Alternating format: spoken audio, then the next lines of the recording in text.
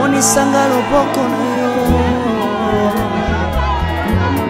naipa na yo Monsanto yo monisanga loboko na yo Zamba lolo yo azosale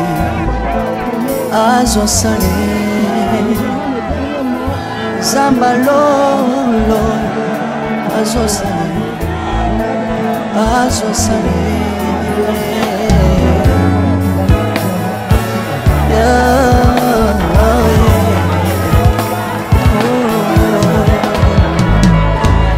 naipa na yo pananga monisanga loboko na yo naipa na yo Monsanto yo monisanga loboko na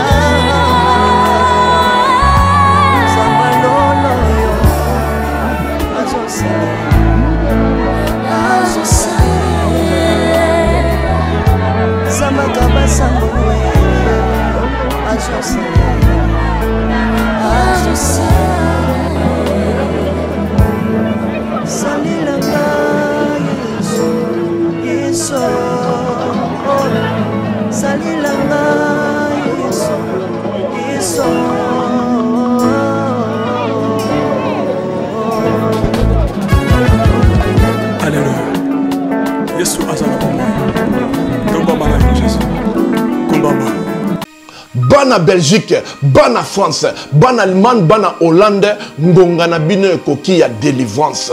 Tokozala na bino le 26 février et kozala na 15h à côté ya Gare du Nord. Tozana bezeboya ebele, mingi nazana bezeba o batambola partout, baluka ba délivrance bazwate. Boya ko vivre ndenge boko bika mokolo wana boko kangwama. Tozokozela bino na moto. Prêchant l'évangile, chassant les démons et guérissait des malades, il ordonna à un esprit impur de sortir d'un homme, guérissait la belle-mère de Simon-Pierre et purifiait un lebré. Wana Moussala ya Jésus-Christ de Nazareth, Oya Salaka, paix et commandement na makumi na ye, na Marc 1, 21, 45. Na yango, Moussala yango Yesu Christ de Nazareth, apesipe, na basal na ye. Oyo ezali bongo apôtre Martin Makoma, elongo, na prophète Moïse Makoma, oyo wapi Jésus-Christ de Nazareth a tindi bango na 2022 oyo le 26 février na Bruxelles, capitale ya Belgique, pour bana ya Nzambe bazolobiko, surtout que mutu moko te akutana na Jésus-Christ de Nazareth azongaka lolenge ayaka. Tala le 26 février 2026 yo oyo ozali na Bruxelles, capitale ya Belgique, kozanga te na journée ya délivrance oyo Nzambe akosala bilembo pe bikamusi. Le 26 février à partir de 15h, ne manquez pas. À travers basel na Nzambe, apôtre Martin Makoma elongo na prophète Moïse Makoma, moto kana na Nzambe, moto oyo milimo nyoso ya shetani. Loba, bonjour. Bonjour. Loba, comment ça va? Le 26 février 2022 oyo kozanga te na mobangi na délivrance oyo ekosalema na capitale ya Belgique. Le 26 février bokomona loboko na Nzambe. Loboko na Nzambe za mokuse te pona kosunga yo. Misu na ye ekangami te pona komona souffrance na yo. On souffrir beaucoup. Botamboli partout, tozali kozela ba o bakenda partout, bafuta batike partout, mais mokolo yango loboko na Nzambe ekosunga yo, okozala na délivrance totale. Alors bopé sande mitema na bino mokolo yango, Nzambe na bino akosalela yo. Jésus-Christ de Nazareth aza le seul les solutions. Amen. Tozokozela bino na moto. Je suis votre humble servante, Sœur Jenny Fernandez, je réside à Londres. Je vous invite tous à notre 3 samedis d'édification et de prière selon l'évangile de Matthieu 11, 28. Sur ce thème, venez à moi, vous tous qui êtes chargés, fatigués. Et j'espère que Dieu est au rendez-vous. Vous serez tous bénis. Invitez les autres. N'oubliez pas d'inviter. Et Dieu est au rendez-vous. Alléluia. Que Dieu vous bénisse. Je suis Pasteur Lopemba Ezekiel, Burkina Faso. Je vous invite à notre programme d'édification et de prière sur le thème « Venez à moi, vous tous qui êtes fatigués et chargés », selon l'évangile de Matthieu, chapitre 11, verset 28. Alors, notre programme se tiendra tous les samedis du mois de février. Retenez les dates, les samedis 12, 19 et 26 février à partir de 18h30, heure de Londres, ou 19h30, heure de Paris. Ce sera en live sur la page Sœur Jenny Fernandez Gospel Stranger. Que Dieu vous bénisse, je l'espère. À très bientôt. Amen. Santé nationale puissante chez Dr Cathy Munga. Comme on a sœur Cathy Munga, nazali naturothérapeute, nazali kosunga bandeko bazali na bokono ndenge na ndenge au moyen de plantes naturelles. Bandeko bazana ba problème ya ba hémorroïdes interne tout comme externe, infection urinaire, prostate, azoospermie, obota ezalité, rhumatisme, nerf sciatique, gouttes, règles douloureuses, glaucome, vision floue, motopathie intense, sinusite.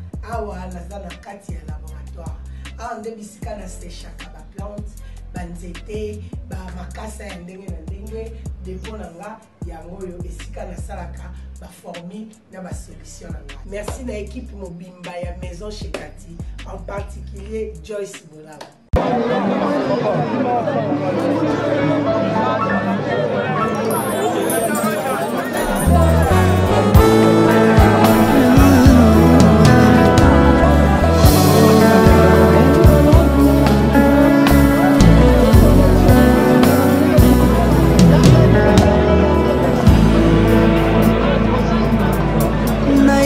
na yo papa nanga onisanga loboko na yo naipa na yo mosantu yo onisanga loboko na yo nzamba lolo yo azosale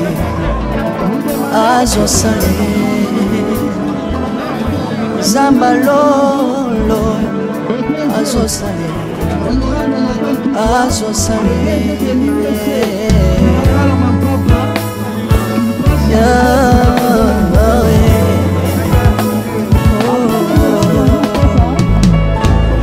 naipa na yo papa nanga monisanga loboko na yo naipa na yo mosantu yo monisanga loboko na nzamba lolo yo azosale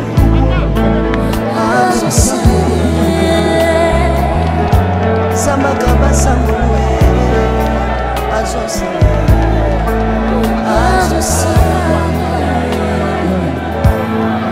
salilanga yesu salilanga yesu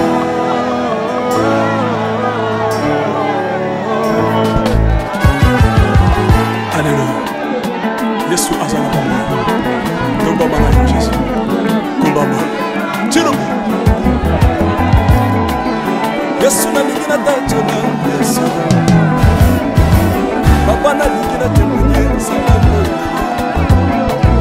Kapena tato na bosambela yo. Yoka bosenga na nga zabaka masale. Yoka shije na nga ye sababu.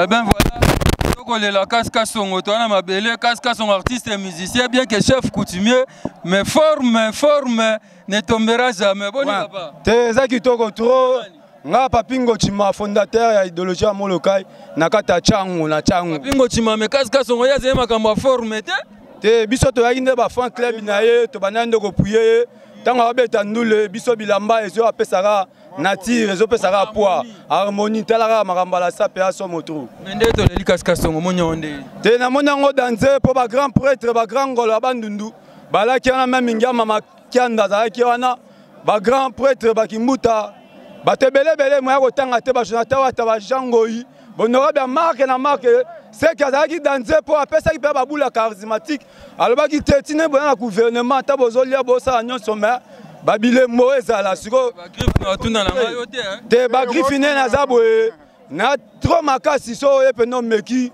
orozika kwa po na ceinture za ceinture Versace yango na mettre zwanga tana na parasolo pesa griffe parasolo yo parasolo za ba marié parasolo ezaka na saison kaka oyo na saison mvula otambola nango te kitoko noko yo po beti bateni tala kaka biso tolobelaka sur couleur donc ngai na saper ya changu domodomo ko bayoka balanda na émission toleka batele belé ozolela casca son donc yebe na za frère na ngai sima parler l'air abima mona petit na ngande ni na vie bien donc ngana simanda kuna ye donc tolelie makasi na moi pesa na biso beti ba ser na biso beti ba tenir musique pusana se wana Weston Tony to moko tala kaka ba Weston ba ardoise bon ba griffe za to e kaka poto lela kaka casca songo souci fort ta ba miss ndevi bidoma ba maneta ganda merci wa ba saper to luka ba to lo ba so pe ki yaka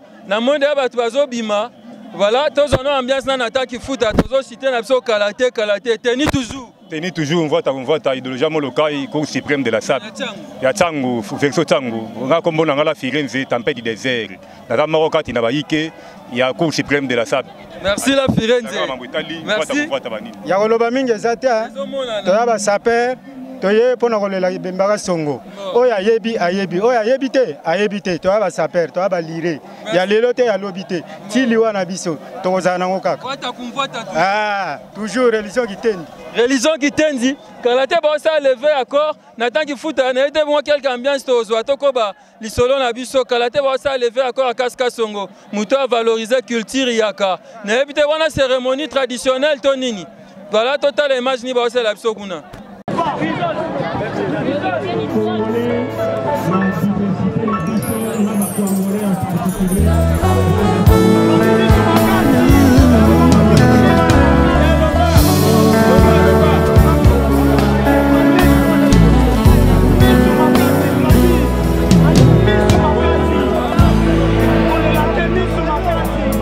Naipa na yo papa nanga monisanga loboko na yo naipa na yo mosantu yo monisanga loboko na yo zambalolo yo azosale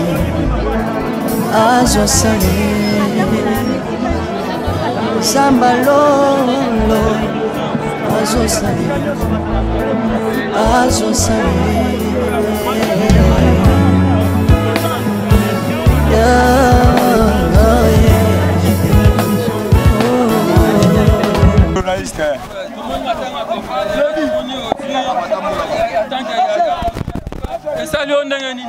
esalinga malamu komona bino komona bato nyonso nayebisaki bino casca songo akufi te casca songo yeyo en personne tozali totikali tosala mosala nzambe ye moko ayebi casca songo akokufa te akokufaka te mpo azali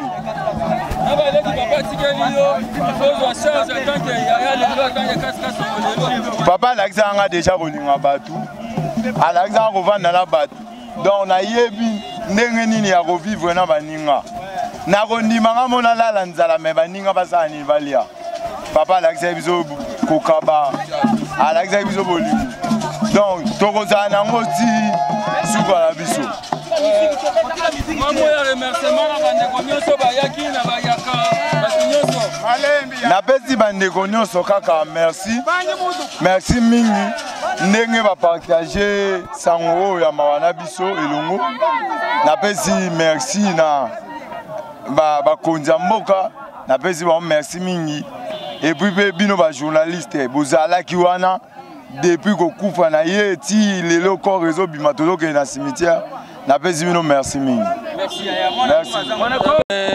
L'orphelin, donc son père est parti, on dit merci à Dieu, on dit merci à tout le monde, merci à Seda, merci Regan Amissi, merci à tout le monde, on dit merci, on se retrouve donc pour la suite des obsèques de Kasska Songo. Merci.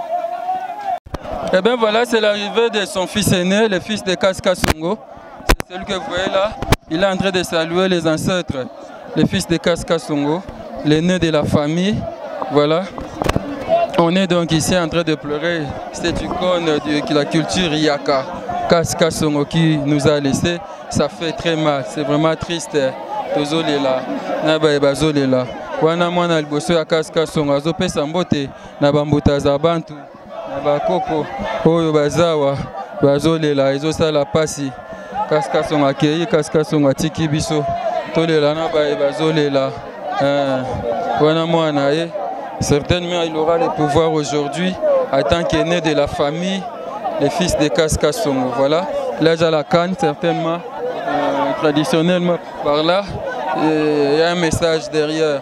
Vous voyez, le chef coutumier, les ancêtres sont là avec le fils de Kasska Songo.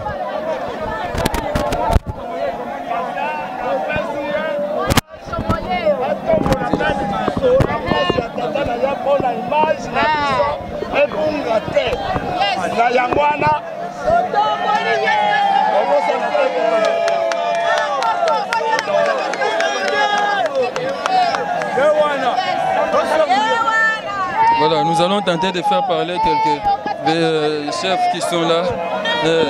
Bonjour. Oui, bonjour papa. Chef coutumier. Oui, Nazali, chef coutumier, groupement du Sanga.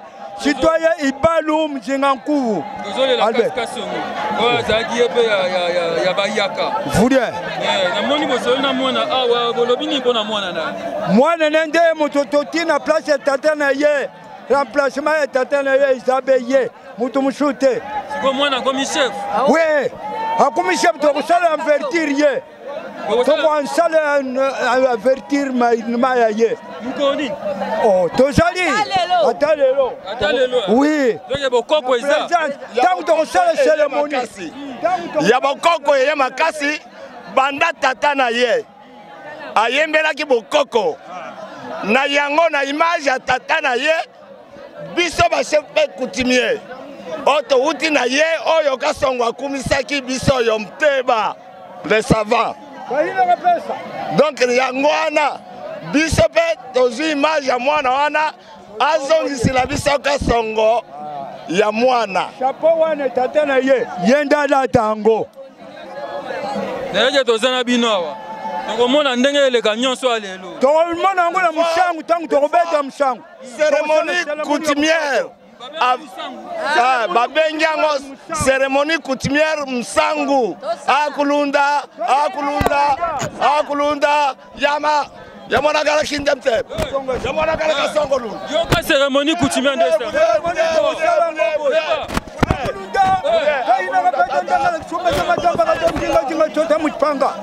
Wapata mzinga kembudia mzinga bapati badiba kebunchimani benental.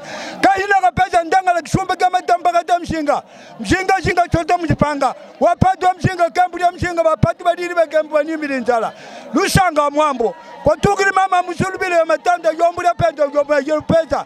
Mama mujituri lengu turi mwali lengu bomwa la kasala. Kulunda kusala mao. Eko sala mabo komona musangu. Toza tokolela Kasska Songo. Musangu Mshangu bayaka bamtela balobaka na français que tel fils et tel père tel fils.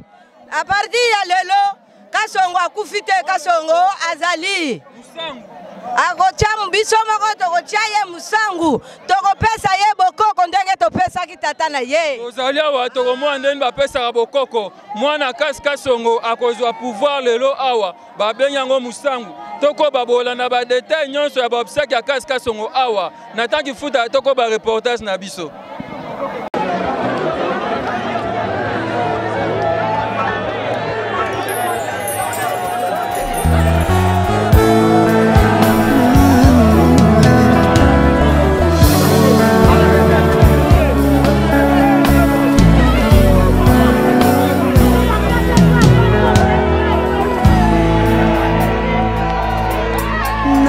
nayepa na yo papa nanga monisanga loboko na yo nayepa na yo mosantu yo monisanga loboko na yo nzamba lolo azosale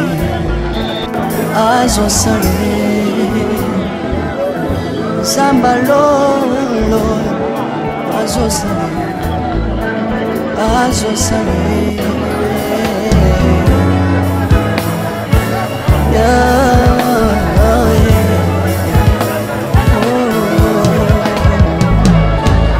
nayepa na yo pananga monisanga loboko na yo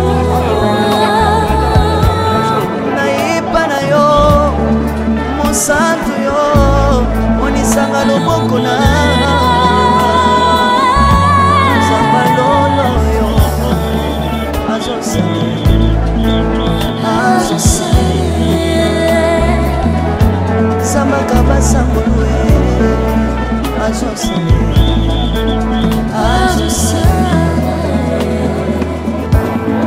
salilanga yesu salilanga yesu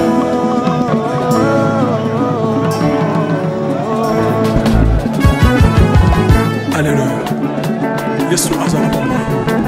Komba mara Jésus. Komba mara. Tiro. Yesu na lingina tantola Yesu. Papa na lingina temene sambalo. Na pena tantola bonsambe na yo.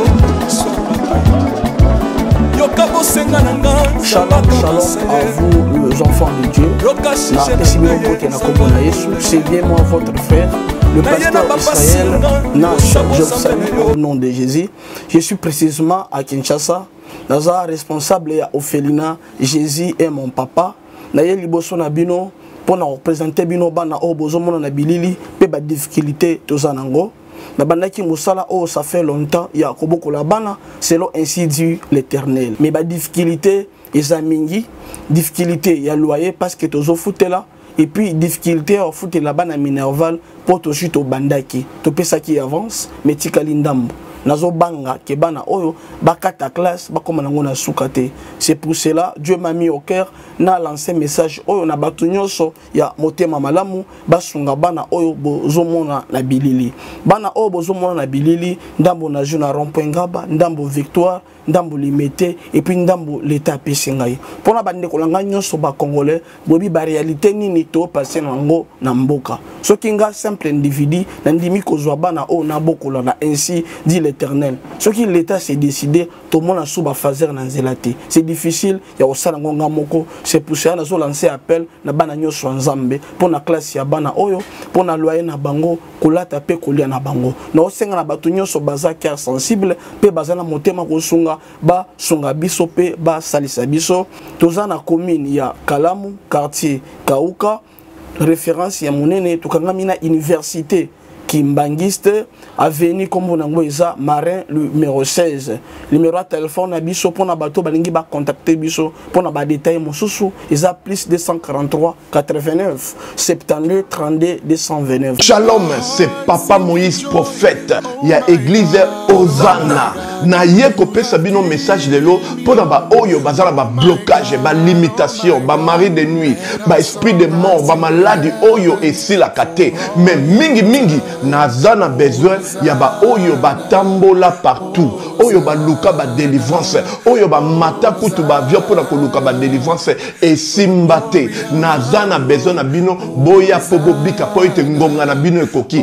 Awa ba benga ngo terminus. Awa ndezali sika ba démonio surtout ba sukaka. Moto moko na ya ate azwa délivrance ka bikate na le salamate. Bango surtout babika. Avant kutu boya bo fukama, bo senga Saint-Esprit ala kisabino soki papa Moïse azali ya ye ou bien ya yete a ko répondre bino tout de suite. Bokota na YouTube, bobeta Papa Moïse Prophète TV. Boko mona ba témoignage ba te belé oyo ba bika déjà oyo ba sala. nakumisi nzambe ya ozana nakumisi nzambe papa Moïse po abikisi nga na malade estomac na banda ko souffrir mingi na estomac ezaki soki ekangi nga nazolala te ezosala pasi tina mokongo moto ezobima ngai kolia madesu pasi babilo mosusu kolia yango très difficile depuis papa Moïse abondela mpo na ngai nazwa kimia nzambe ya papa Moïse asaleli ngai minene abikisi nga na estomac namelaka lisu pantomètre te nabwaka bapantomètre. Merci Jésus, nzamba pambola papa Moïse. Shalom, shalom, shalom peuple de Dieu. J'avais beaucoup de difficultés dans ma vie. Nazaki Moutaba Régé.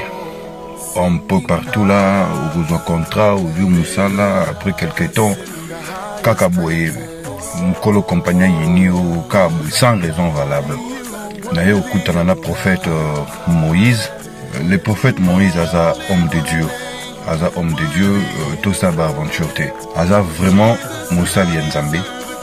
L'homme de Dieu a prié pour moi. J'avais des masques, masque à Régé. Et depuis que l'homme de Dieu a prié pour moi, je vous dis, tout a changé dans ma vie. Tout a changé dans ma vie. A changé Nyonsor, Nzambe a fumola la porte.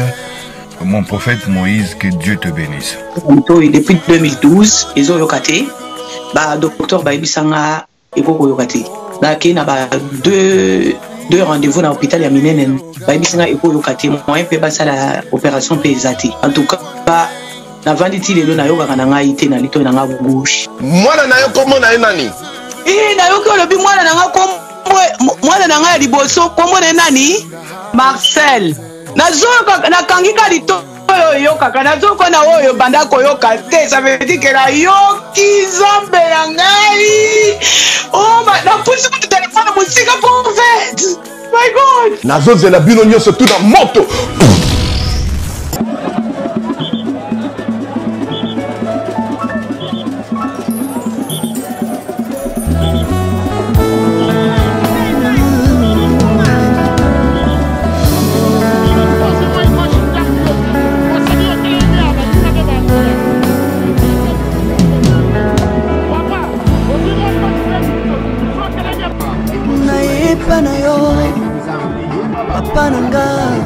Onisanga loboko na yo nayepa na yo mosantu yo onisanga loboko na yo zamba lolo yo azosale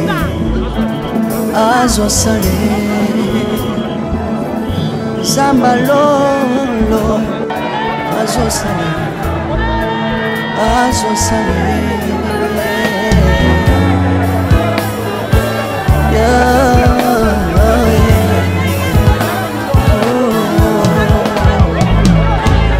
nayepa na yo abananga onisanga loboko na yo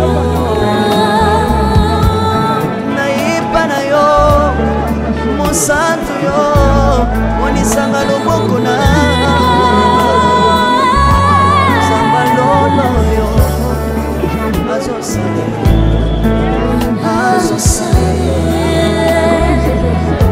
Samakaba Sambolwe Azosale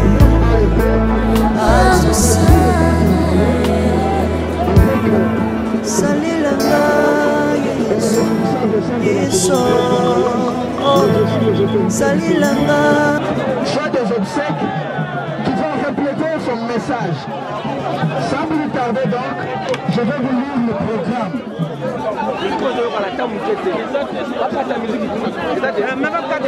Le programme se présente comme suit. Donc tout à l'heure, il y aura en première heure une prière d'ouverture qui sera faite par Monseigneur Fantsaka. Et puis il y aura la lecture de la biographie de l'illustre disparu qui sera faite par M. Yves Kassongo. Il est cousin à celui que nous pleurons.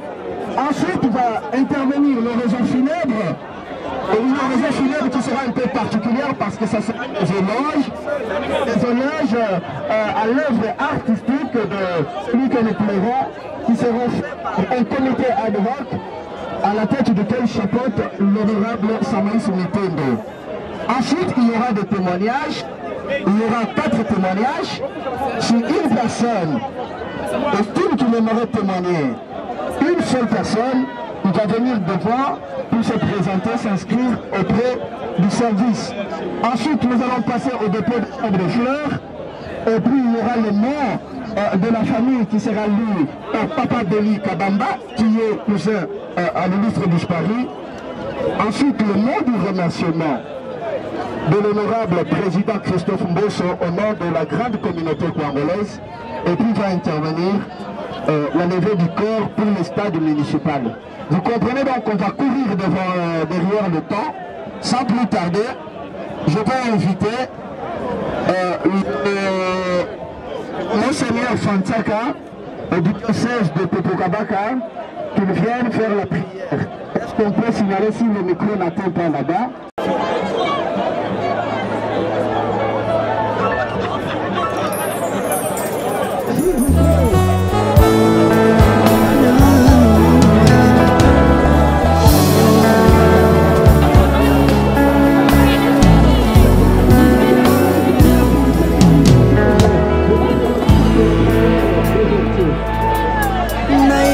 na yo papa nanga monisanga loboko na yo naipa na yo mosantu yo monisanga loboko na yo zamba lolo yo azosale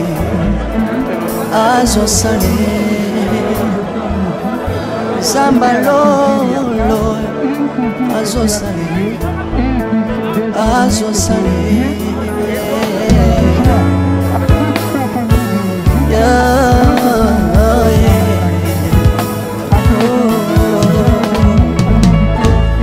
naipa na yo bananga monisanga loboko na yo naipa na yo mosantu yo monisanga loboko na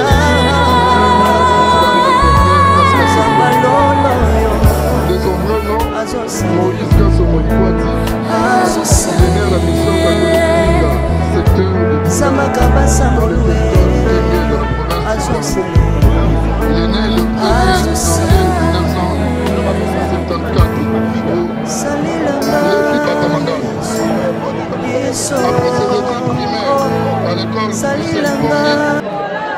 et ses humanités commerciales interrompues faute de moyens à l'Institut Kitulinga, Kaska Songo prit le goût de la musique. D'abord comme choriste à l'église locale de la Sebeko Kasindi, puis comme aide à travers la contrée. Et enfin, il décida de faire de la musique de sa carrière. C'est ainsi qu'avec le concours du frère Bruno Ulenda et quelques amis, il fonda le groupe folklorique Nouvelle Génération Kebalout en 1989. De là, les progrès de celui que nous pleurons aujourd'hui devient fulgurant. Ce qui le poussa d'aller s'installer à Kinshasa où il fonda son propre groupe. De son titre Yambala, en passant par Sissabidim et Menimiyak, dans l'album Umukikaga Bao, le succès de Kaska Songo n'a fait que monter en flèche. Aujourd'hui, l'artiste et musicien n'est plus. Paix éternelle à son âme.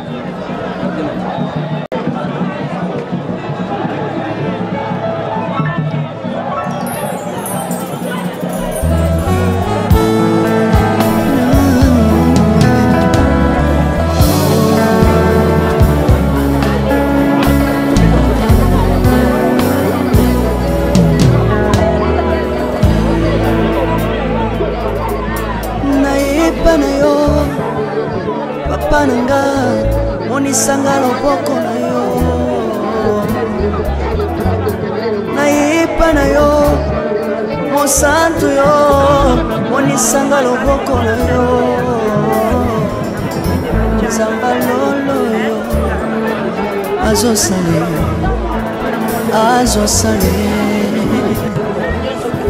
Zamba lolo azosali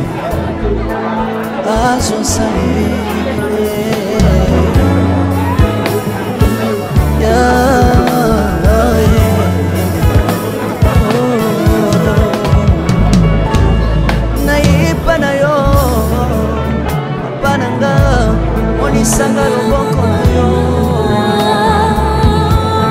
nayepa na yo monsantu yo. Oyebi ke oye na biso ebele na esika oyo ezali kolakisa oyo Kasika Songo azalaki mpona non seulement communauté congolaise mais pour la République démocratique du Congo. Eza facilité de maîtriser bateau puisque tout le monde a participé, mais ndenge kulutu alobi la meilleure façon ya honorer mémoire naye eza pe ya kolela ye na botosi. Kasika Songo azali leki oyo na découvrir ne bandeli ya carrière politique na ngai. En 2007 nayambaki ye na ndako na mwa eteni ya libaya atie fil de fer na eteni ya libaya wana alati yango na kingo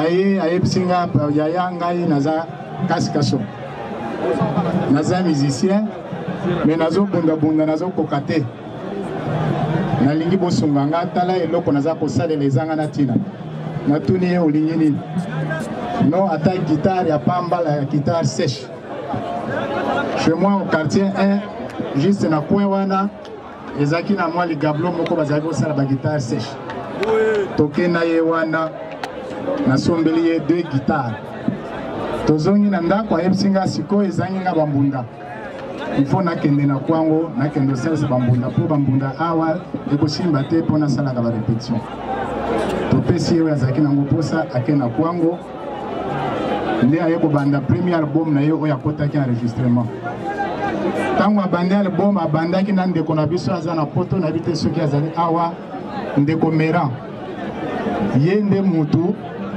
aproduzaki album ne ya liboso oyo tobengi Zolari ya bana bakwango abimisi album wana.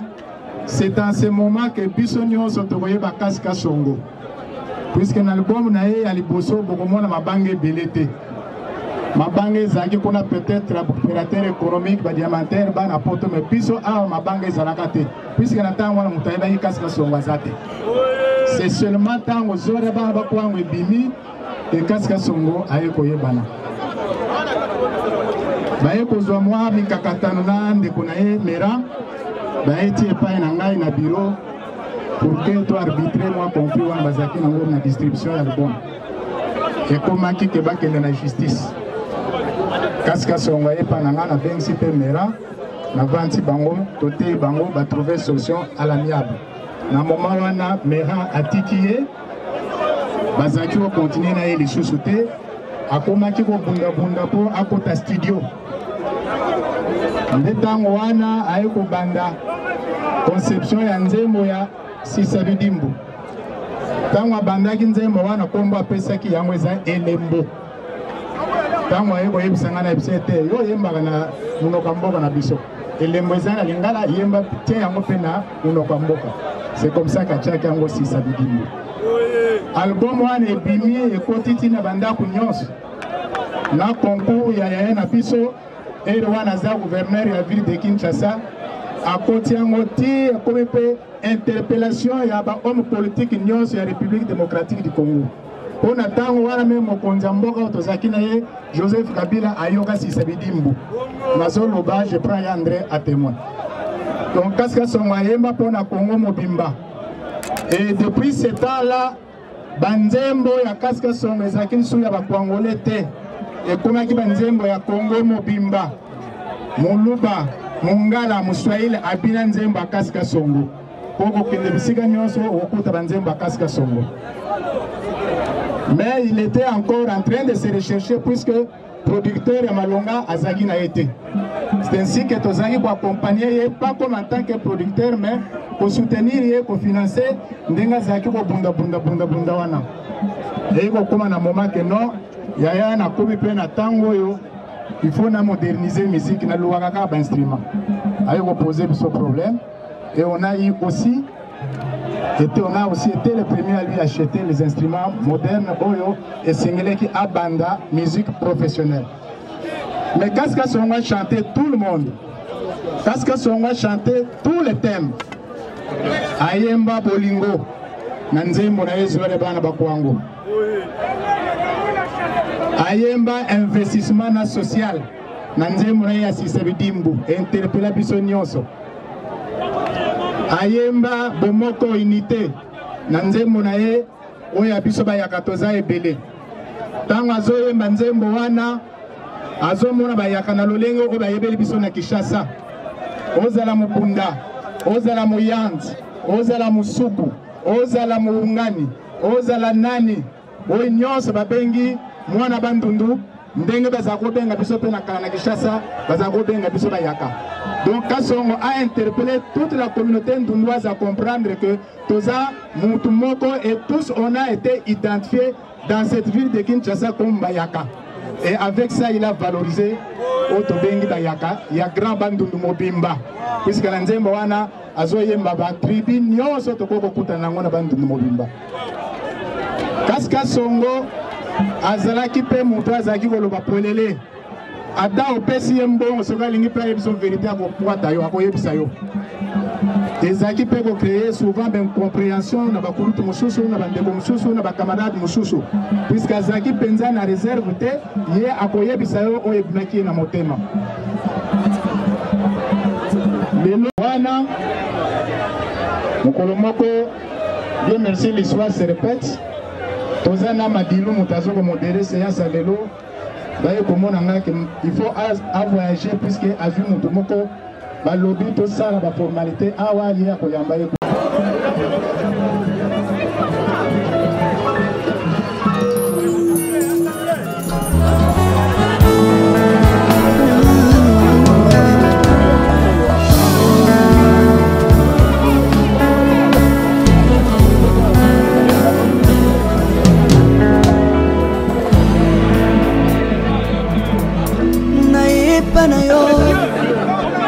Pananga, onisanga loboko na yo.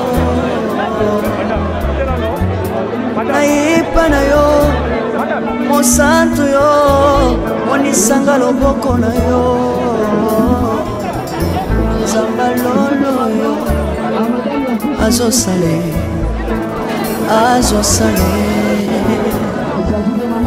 zamba lolo, azo sale. Azo salé,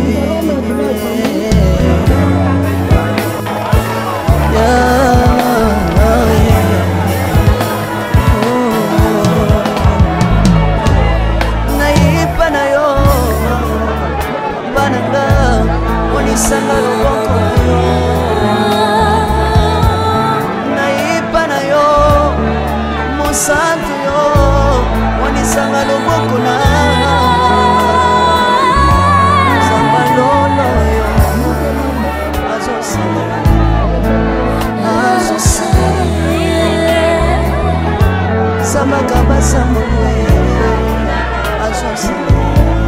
Ben voilà, comme nous avons un reportage national lelo, tu bon à lever du corps il y a Kaska Songo, artiste et musicien, oh il y a folklore yaka, musique traditionnelle à Tikibiso, bomoni ba bandeko bazo kende ba député bazaki awa, ba politicien, ba musicien, tout le monde est ensemble, ba ngonyo so bazo kende na biso de la Foi TV.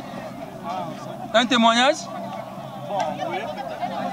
Aïe aïe aïe. Voilà photo à côté Guna. Photo Balukaboui. Nata Yaga. Tous les papas me sont témoignage et ça va bien. Honorable. Non, moi je ne suis pas honorable. Ok. Moi je suis professeur. Professeur, mes condoléances. Merci beaucoup. Un témoignage. Je suis intervenu pour faire l'oraison funèbre artistique de Kaska Songo, puisque c'est un monument, c'est un génie, mais malheureusement dans le brouhaha dans lequel nous avons évolué, ma voix est restée inaudible. Et pourtant j'ai préparé une très belle oraison. Bon, mais voilà. Vous déplorez l'organisation des... Je déplore un homme populaire, faisant de la musique populaire. On ne peut pas faire une organisation qui réussisse dans le calme, dans les normes. Donc c'était difficile. Ok? Merci beaucoup. Oui, non, professeur Mnongo Kima Boukial, merci beaucoup. Okay. Les grands Bandundu a perdu, la RDC. Nous avons perdu, c'est le monde entier, puisque cet homme a rayonné. Par son art folklorique, un art folklorique seulement. Mais il a innové, non, c'est un génie. Mais voilà, on l'a perdu. Merci. Merci beaucoup. Eh bien voilà, je pense que vous avez compris le regret du professeur. Ça fait très mal, on a perdu un grand, malheureusement, Kaska Songo est parti, rendons grâce à Dieu. On dit merci à Jésus-Christ Nazareth, merci à tous les Bayakala, je profite de l'occasion. Vous voyez, je pense que c'est le président du Sénat qui sort déjà, qui part, Mbosso, président de l'Assemblée nationale, Mbosso Kodia, qui est en train de partir. Voilà, son cortège est là, il part déjà, le président de l'Assemblée nationale, Mbosso, qui part.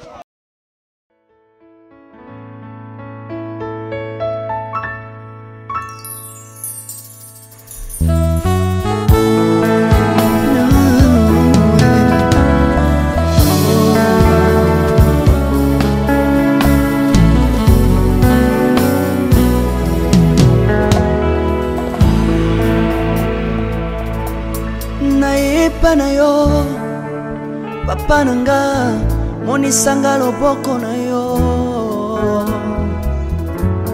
nayepa na yo mosantu yo monisanga loboko na yo nzamba lolo yo azosale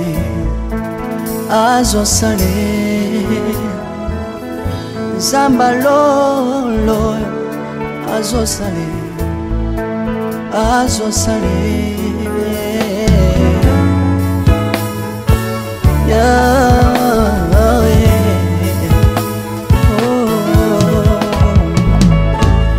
nayipa na yo papa nanga monisanga loboko na yo nayipa na yo mosantu yo monisanga loboko na nzamba lolo yo azosale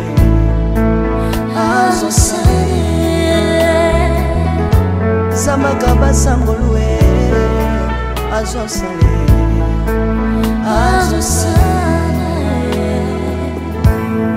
salilanga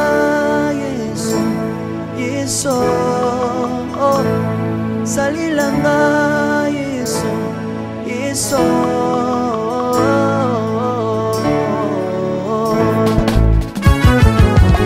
Alléluia. Yesu azana pa moi. Kombamba na yo Jésus.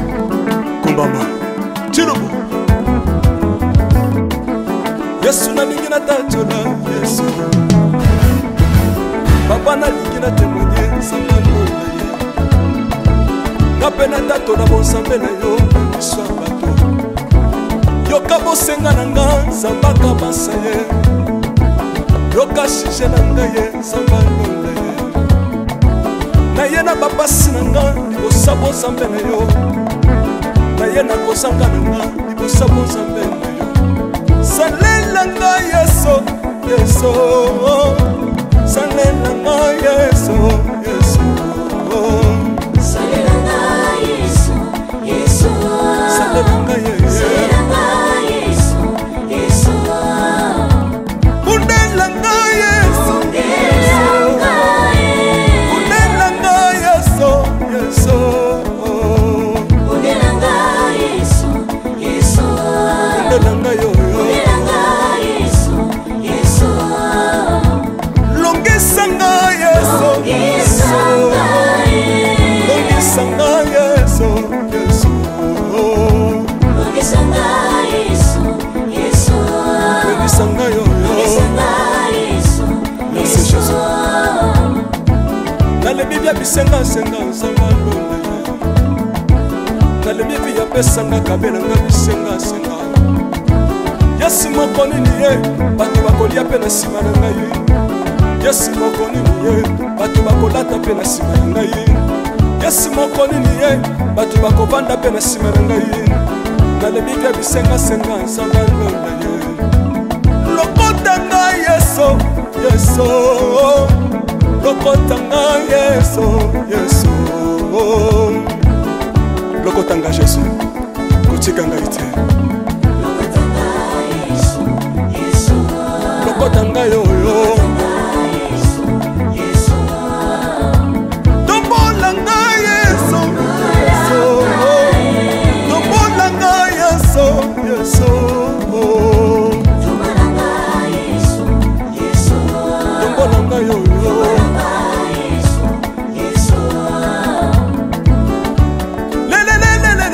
Laisse moi fako, laisse moi fako. Watitishina watitishina nsambi watenzelela, watitishina watitishina nsambi watenzelela. Yeso yeso, laisse mukatanga lisa, laisse mukatanga lisa, laisse mukatanga ye. Laisse mukatanga laisse. Alléluia. Chilobo. Chilobo. Soki na soyemba opekisanga te oyebi te bisika nzambe alokotanga mpona yemba boye. Soki nakoma kosambela sambela opekisanga te oyebi te bisika nzambe azwanga mpona sambela boye. Soki nakoma kobina bina opekisanga te oyebi te makambo nzambe asalelanga mpona bina boye. Nzambe nazobinela aza nzambe bosolo oyo naza koyembela yende nzambe libela. Nzambe nazoyembela aza nzambe bosolo oyo naza koteya yende nzambe libela. Lelelelelele nalingi mobala oyo mobala oyo nalingi mobala oyo yeso aza nzambe. Ayoki bosenga na nga nzambe akabasa ye, ayoki suje na ngai ye nzambe alonda ye. Nazalaka lokatere apesinga lopango, natambolaka makolo lelo nakomi na motuka ngai oyoyo. Nazalaka kobala te apesinga libala. Apamboli ngai yeso yeso, apamboli ngai yeso yeso.